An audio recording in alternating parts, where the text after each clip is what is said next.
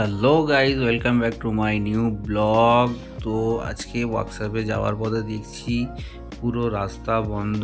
তো আমাদের এই ব্রিজটা আপনাদের কিছু ডিটেলস দিই। এই ব্রিজটার নাম হচ্ছে বাস্কেল ব্রিজ। খিদিরপুর যাওয়ার আগে এই ব্রিজটা আমাদের তৈরি হয় 1966 সালে নভেম্বর মাসে। তো আমাদের এই ব্রিজটা খুবই সুন্দর ব্রিজ। এই দেখছুন দুদিকে ভুলে যায় এই ব্রিজটা। তো যাওয়ার পথে এই রাস্তা থেকে সব লোক যাতায়াত করে। তো এখানে সব লোক সাইডে দাঁড়িয়ে আছে। ব্রিজটা আমাদের এখানে কলকাতা ছাড়া সুইজারল্যান্ডেও আছে। সুইজারল্যান্ডের ওই ব্রিজটার নাম হচ্ছে ভারজাস্কা ড্রাম ব্রিজ।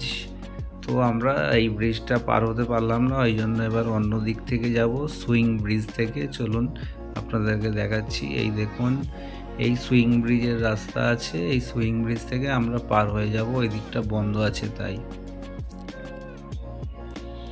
এই দেখুন, এই ডান দিক থেকে আমরা এই ভিউটা দেখতে পাবো। এই ব্রিজটা এরকম দুদিকে পুরো খুলে দাঁড়িয়ে যায়। তারপরে এদিক থেকে অনেক রকম সব জাহাজ আছে।